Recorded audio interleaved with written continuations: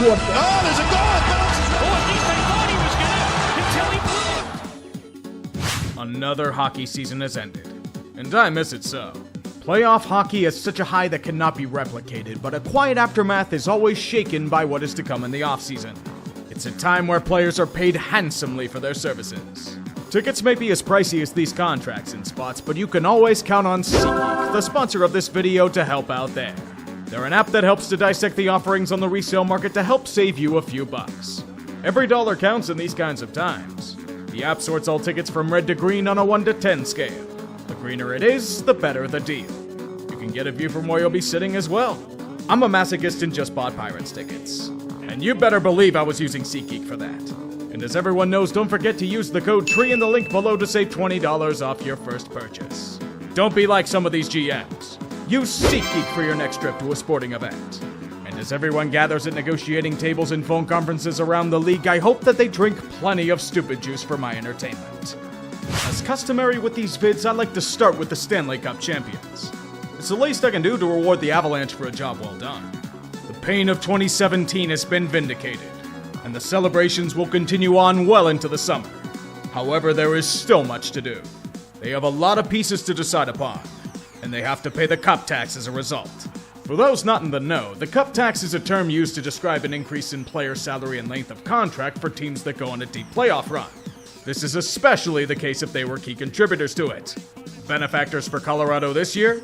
Valeri Nichushkin, Josh Manson, and Arturi Lehkonen. Their clutch performances guaranteed they were going to be paid. Manson and Lehkonen got $4.5 million per year apiece. Nichushkin, back up the Brinks truck. Over $6 million per year for 8 years. Goddamn. It's steep as hell, but for what he brings, I'd say it's worth it. Remember, pay-to-play game. The veteran influence in Cogliano and Helm are back as well, but it would cost them Darcy Kemper and Andrei Burakovsky. The Avs couldn't afford them, and trading for Alex Georgiev from the Rangers sealed Darcy's fate. It now makes their goaltending a question mark, but those are the choices a team has to make. Can't keep everyone around. Their opponent in the matter had to do the same. Tampa Bay is coming off their third straight finals appearance, but were bested in the end. However, this is not a time for mourning. The Lightning must pay the cup tax as well. Nick Paul is an outstanding piece that gels perfectly with the lineup. Good enough to fit for a 7-year deal. You heard that right, 7 years. The young core needs to be locked up long term. Anthony Cirelli, Eric Chernak, and Mikhail Sergachev all signed on the dotted lines of 8-year contracts. They had to be overpaid for such length, but they should be good for at least most of the contract, right? Tampa added to their depth as well, but just like Colorado, they had to cut off key pieces to their cup runs as well. Ryan McDonough and Andre Palat. McDonough was a flat-out cap dump, while Palat? Did you see the postseason he had? There was no way they could afford him. Palat was released into the wild, where free agent offers are aplenty. The main prize of the offseason was visible to everyone. Johnny Hockey.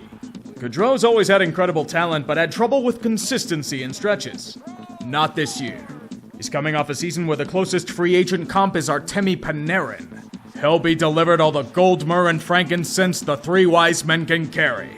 Once he chose to decline Calgary's offer, the suitors were obvious. Philadelphia, New Jersey, the Islanders, and Calgary, of course. Expected to get well over $10 million a season, his decision was much anticipated. The winner of the Johnny Gaudreau sweepstakes and his dazzling talent for 7 years is... What? Hold on, stop, wait a minute. Is this right? Columbus? They weren't even on the damn radar. How the hell did they get him? Nothing makes any goddamn sense anymore. Johnny Gaudreau was swooped up at the 11th hour for a deal with the Blue Jackets. And here I was laughing at them for signing Eric Branson to a 4x4 earlier. Even stranger, it was for a relative bargain compared to what was being thrown out there. Calgary and New Jersey offered him more money than what he signed for. The implications of this are seismic. An elite player has willingly chose to sign with the Blue Jackets. You have no idea how badly they needed this to happen. They've had so many great players leave due to the stigma of the city being a college town. Real athletes don't go there. They go to New York and Los Angeles. Not today, though. With a strong draft as well, they've made a statement. Columbus is not a pushover. You know how those feelings are amplified? by signing Patrick Laine long-term. It would cost them Oliver Bjorkstrand in the process, but the future is now, bitch. Buckle up. Every time I think things can't get shittier in Flyers country, they somehow do. This offseason has told me one thing. Chuck Fletcher needs to be fired, and they need to do it last month. The complete lack of vision or cohesive plan has proven to me that the Flyers are just throwing shit at the wall hoping things stick. There's no better example of that than the Johnny Gaudreau saga. It was a slam dunk. He's from the area and members of his family are Flyers fans. He wanted to sign with Philadelphia. All they had to do was make a modicum of effort to try and get him and he was theirs. Yet they did nothing. Yes, Philly didn't have the cap to get it done, but they had options to get out of it. They didn't even make a move to try. Fletcher pretty much said, I want to get rid of JVR, but I really don't. So what you get instead are moves like trading draft picks that would have been ruined for Tony DeAngelo, bringing back Justin Braun, and signing Nick Delorier. For 4 goddamn years. With a limited no-trade clause. What the actual fuck? No, Chuck, Delorier isn't unique. You had him before in Nick Aubé-Kubel. Come on, man. If this is the aggressive retool they were promising, this is pathetic. You emotionally neutered Philadelphians. How the hell do you do that? And I didn't even get to the cherry on top. John Tortorella's their new head coach for next year. He'll definitely mesh well with DeAngelo, I'll tell you that. So New Jersey, it's come to this. You failed in securing the services of Johnny Gaudreau. It is quite the shame he would have looked good on a line with Jack Hughes. However, you do get a consolation prize for your efforts. This relatively used yet reputable Andre Palat. You had to pay a lot to get him, but he should do well in the top 6 for at least a few seasons. While you worry about the back end of his contract, Vitek Vanacek and John Marino are here to further bolster a team in dire need of a jolt. Although I don't know what the future holds on the goalie front. Jonathan Bernier's career's in jeopardy, and you needed him to solidify the situation between the pipes. If Vanacek and Blackwood can't return to old form, it might not be Lindy Ruff's job in need of a miracle. Sometimes I wonder if I really did jinx the Islanders in that bit I did about them. Everything was going so right for them, but then it outright deflated like a punctured lung. I don't know if the Isles didn't want to wake Lou Lamoriello up from nap time or what, but they missed out on the Gaudreau sweepstakes as well. In response to this slight, pretty much nothing. They traded their first-round pick to Montreal to hope Alex Romanov lives up to his potential. That's all they've done so far. Come on, Lou. Do something! You can't just trade for former New Jersey Devils for the rest of your life. Final victim of the Gaudreau sweepstakes is, of course, Calgary. Years of perpetual underachieving, and all you have to show for it are 2 playoff series wins. Let me get you a participation trophy. I feared the series loss against Edmonton was the beginning of the end, and losing Gaudreau is a signal that it might be. Flames can't really be blamed for the situation. They did everything they could to try and keep Gaudreau in the fray. Yet it was too little too late. Gaudreau wanted to be closer to home. A major piece of their so-called success is gone. I wish I could say that's the only cost of failure, but I'm afraid there's a Matthew Tkachuk problem on your hands as well. He doesn't want to be a part of this franchise anymore. He refuses to sign long-term. He's going to be traded away soon enough. Despite everything they've done to try and force this franchise to drink water, the inevitable has occurred. I've been clamoring for the Flames to overhaul their core for years. Now they don't have a choice. Once again, prophecy has been fulfilled. Their up-province rival in Edmonton is celebrating their demise. However, they have a goaltending quandary at hand. Mikko Koskinen's gone, and the Mike Smith experience may have been so potent that he's been damaged by it. They need a big piece in net, and they hope the answer there is Jack Campbell. With a 5x5, it's a risky maneuver, but when he's on, he's one of the best goalies in the game. Just don't mention his maddening inconsistency. That February and March was brutal to watch from him. Besides him, they brought back Brett Kulak and Evander Kane. Kane did well on his sample size, but I can't help but feel bitter. No, it's not because I have a soft spot for the Sharks. No, it's not because he's cancer. Makes you say that. The Canucks, on the other hand, are in a situation unknown to them. Life without Jim Benning throwing shitloads of money at regrettable contracts. What they get instead are a selection of moves to bolster themselves down the wings. In a surprising twist, Brock Besser was extended for 3 seasons, instead of being traded as once thought. The other additions are a pair of Russian expats, Ilya Mikheyev hailing from the faraway land of Toronto, and Andrei Kuzmenko, a highly sought-after free agent from the land of Mother Russia. There's also Curtis Lazar to shore up the bottom six, but the questions now are in JT Miller and Connor Garland. Do they get traded, or do they stay as they risk free agency with Miller? It depends how close they think they are to the playoffs. It's a tough question to answer. At least they're in a better spot than the Jets are. Unlike Winnipeg, Vancouver has actually done things that are positive. Winnipeg has given David Riddick another NHL contract. Good luck with having Hellebuck carry you for 70 games next season. The hope for the Jets was in a coach coming home. Barry Trotz was a free agent. So what do you say, Barry? Coach your long-lost love and lead the Jets to relevance? He wants nothing to do with them. Well, they have a plan B for that one. Another old friend is coming home to Winnipeg. And his name is Rick Bowness. He was an interim coach for the Jets in the 1980s. It counts, damn it! No, Jets fans, don't complain how you wanted Trotz because you already have one of those at home. Toronto is eternal frustration. They once again got to witness a team that bested them in a Game 7 experience the deep playoff run that could have potentially been theirs. Now times are getting tough. Desperation is starting to kick in. Gambles have to be made in order to reach the faraway lands of the second round. The goaltending tandem of Campbell and Mrazek has failed in their quest. They will be exiled for new blood. Surprisingly didn't have to give up that much to shed Mrazek, oddly enough. Even then, the new goaltending duo is one with past reputation but a checkered present. Introducing Matt Murray and Ilya Samsonov. They have been proven at this level, but those assessments were done years ago. Murray had a rough go in Ottawa, and was traded with assets and salary retention to take on his contract. Samsonov was also pretty awful last year, and was simply non-tendered. Their upside is obvious to anyone who's watched them in the past. The downside? Potentially horrific. Dubas is both doing all he can to save his job and creating an all-alumni team for the Sioux Greyhounds. He knows time is short.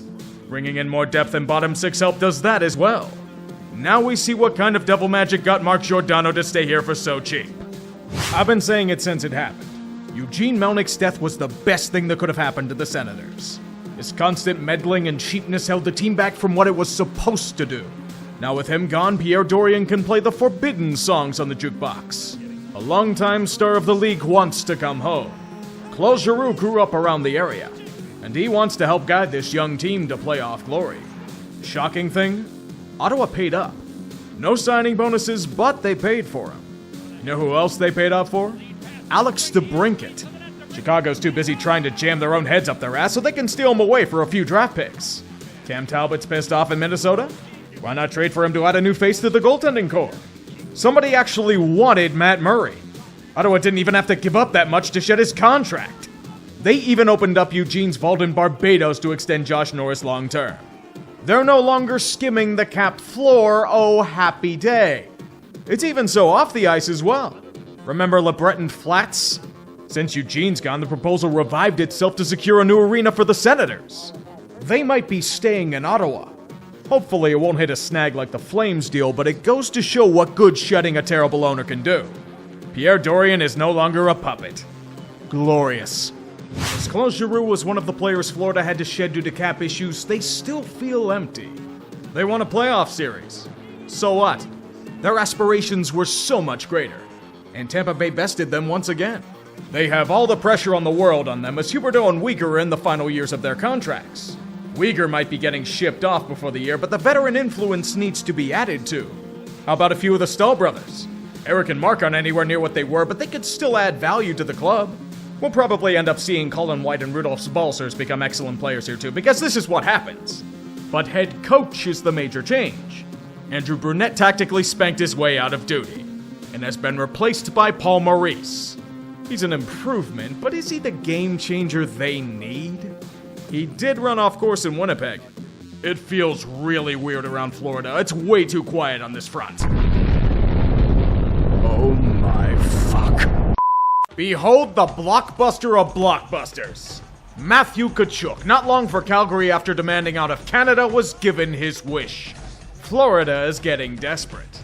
Last year's playoff defeat and self-set expectations have them gunning for the biggest gamble in franchise history. The unicorn of hockey and Matt Tkachuk is theirs. And as he was blessed with a hefty 8-year extension, he will be in Sunrise for a while to come. The price they paid to Calgary? Seismic.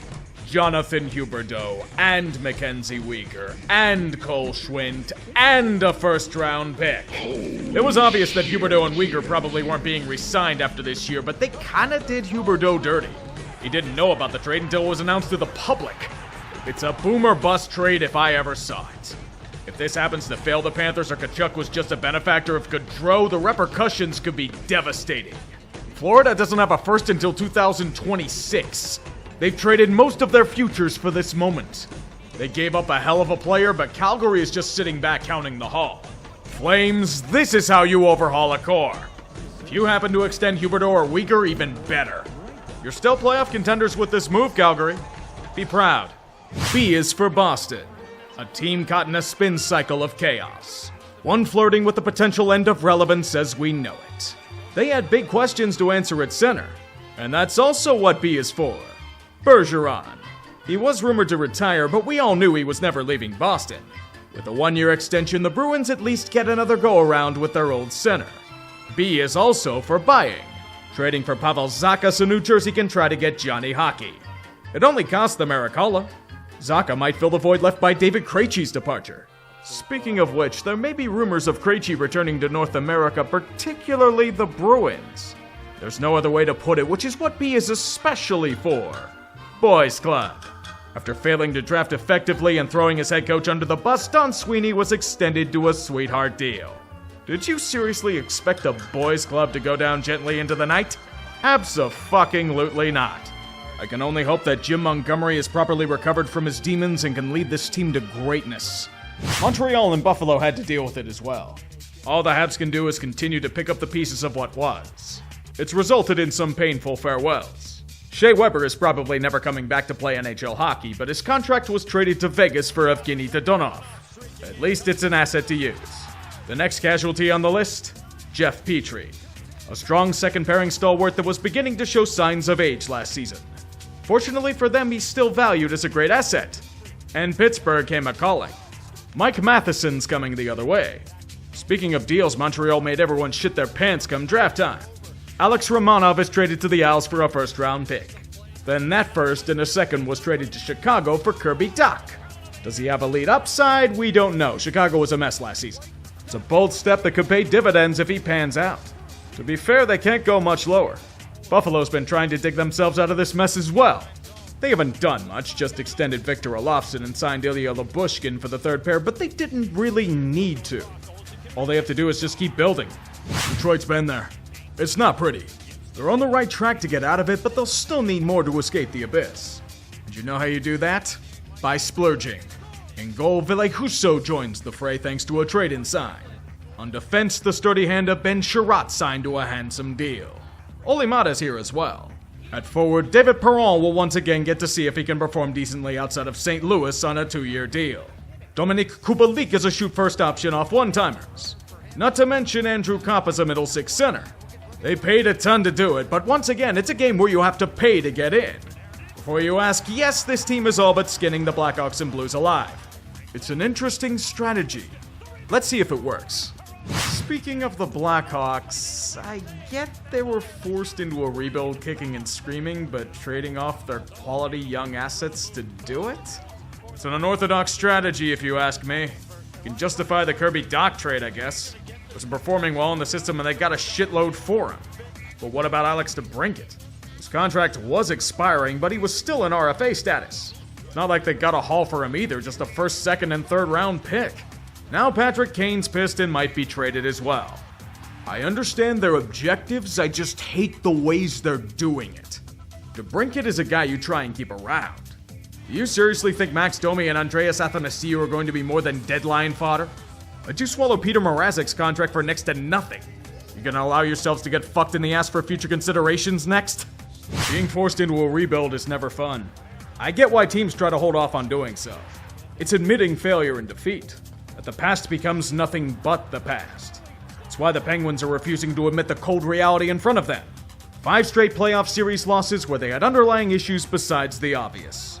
Instead, they keep their heads in the sand and blame goaltending when the Rangers skated circles around them after Game 5. To them, they just need one more push and they can make it. There's no choice but to keep the gang around. Brian Rust and Ricard Raquel were brought back at relatively affordable rates, which will be good for the top six. However, the real questions were in Evgeny Malkin and Chris Letang. They have legendary status, but both are in their mid-30s. Malkin's skating has fallen off hard. But you can't let them leave. They get legacy contracts for at least 2 years too long each. By adding Johan Larsson, Josh Archibald, and Jan Ruda to this situation, they have a defensive logjam and cap situation. To fix it, Ty Smith and his awful 2021 are coming in return for John Marino. And Mike Matheson is off to Montreal for Jeff Petrie, because Petrie's haunted them since 2020. With these moves, they become the oldest team in hockey. Blue hairs and geriatrics that are more interested in competing instead of embracing reality. And they still have a defensive logjam and cap situation. I get why they did it. I just don't approve of it. They're becoming the Red Wings of the mid-2010s. Feels are nice, but nobody's happy when you're a fringe contender. Now go all out and sign Phil Kessel already. You know you want to.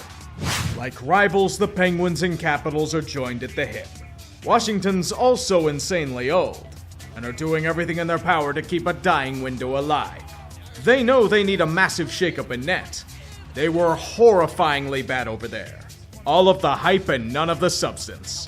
Both Vanacek and Samsonov were told to fuck off. The Caps need a champion in net. They need Darcy Kemper. He doesn't have the greatest pedigree in the world, but he won a goddamn cup. That's all they need to hear. As Charlie Lindgren was brought in as competition for the backup role, the spotlight now goes to Nicholas Backstrom. Like most ailing vets, he too was dealing with a lingering injury. His hip is so fucked he may not play next season as a result. A brutal blow if it comes to pass. As compensation, Dylan Strome was signed and Connor Brown was poached from Edmonton's grasp in return for a second-round pick. Let's hope it works.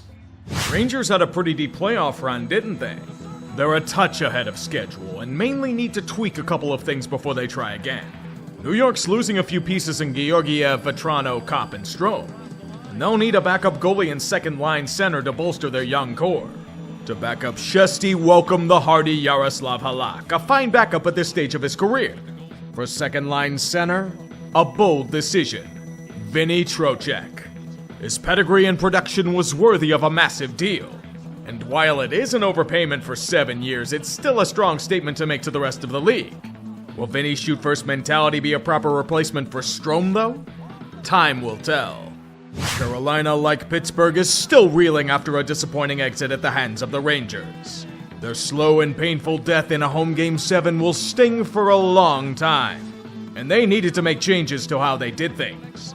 A handful of key pieces have been lost, but with the Hurricanes, what they chose was the path of veteran influence. They need to recapture the magic of Justin Williams, you know.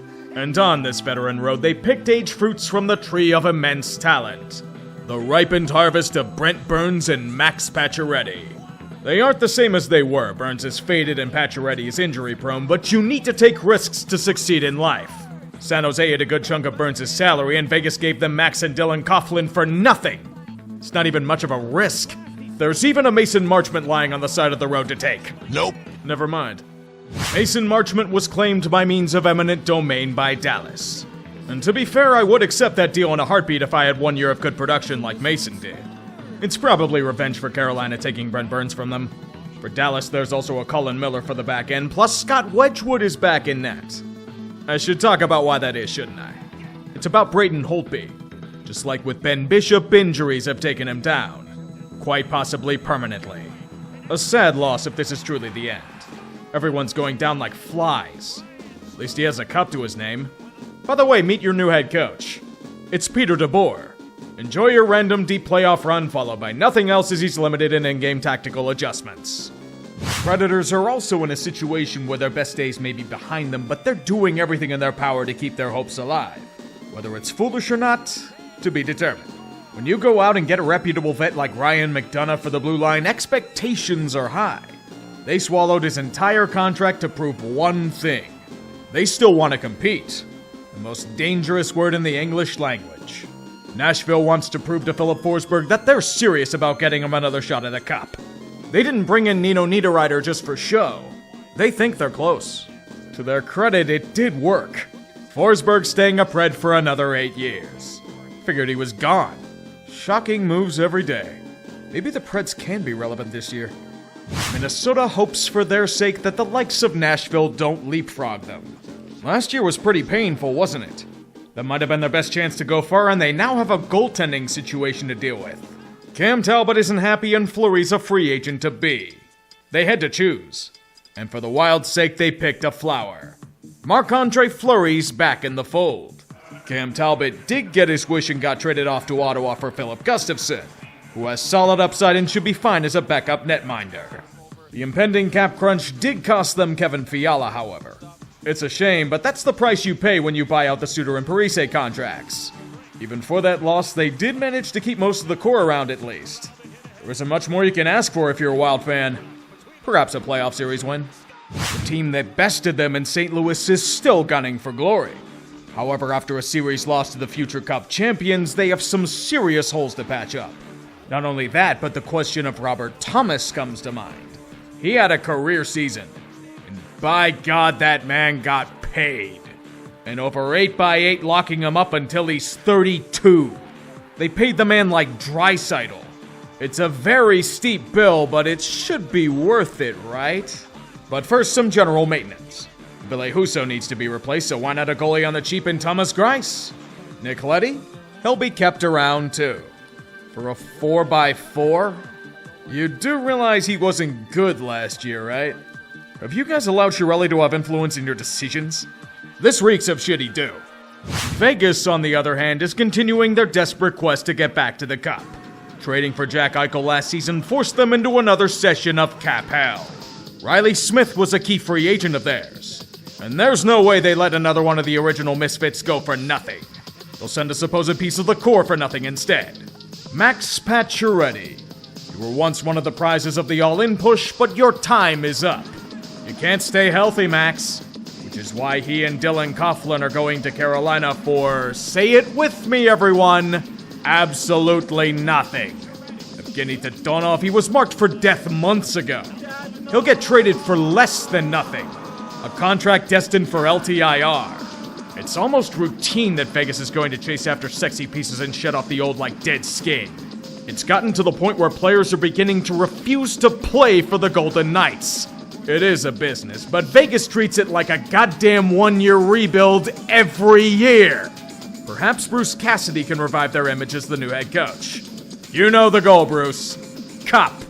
If not, you're going the way of DeBoer. The rest of the West is a place where dreams are beginning to form, yet those around them die off like nothing. Look at Los Angeles. They're starting to enter a new window, and they emphasized it by trading a first-round pick for Kevin Fiala. And flashing a big extension of him, of course. He should be huge for their top six. Not to mention Adrian Kempe was inked up long-term as well. Times are bright in LA. San Jose, however, not so much. Brent Burns is gone. It was inevitable. He was rumored in trades all offseason, and once they didn't buy out Marc-Edouard Vlasic, it was either him or Karlsson. They aren't trading Karlsson. Burns is showing signs of decline and has a rough contract they needed to eat a bit of. Enjoy your rebuild, or so we think. Anaheim, they're deep in a rebuild as well. And while they raised eyebrows by not tendering Sonny Milano, he fell off hard in the second half of the year. Better to get proven commodities like Frank Vetrano and Ryan Strome for the top six. Nothing like some former Rangers to get them over the hump. Same for Seattle. Last year was rough, and they need more skill for their top six. The answers there are in Andre Burakovsky and Oliver Bjorkstrand. They didn't have to pay as much of a cup tax for Andre, but it was still pretty high. Oliver was just a cap dump. As a depth offensive defenseman, Justin Schultz might be okay at this stage of his career too. Martin Jones is here too. San Jose laughs in the distance. Then comes Arizona. They're still taking on bad contracts for draft picks. Zach Cassian and Patrick Nemeth come on down to play in Tempe. Still be bad, so why not keep accruing futures? Don't blame them. This video has been going on for way too long, yet there's still more to come. We have to figure out where the likes of Nazem Kadri and John Klingberg are going. Guys like JT Miller and Patrick Kane may be getting shipped off. Cap shuffling and more buying are due to commence shortly. It's been a relatively chaotic offseason, and it's not even close to settling just yet. Welcome to the shopping spree, everyone. They believed in each other. They never panicked or overreacted. And interesting here, they don't want the Lightning logo in the middle of their picture, so they've got the championship banner behind them. This is one of my favorite moments, Chris. In 1988, Wayne Gretzky. Oh, there's a little bit of a tumble. It's fumble by Nicholas Aube-Kubel, and he may hear about that for the rest of his career.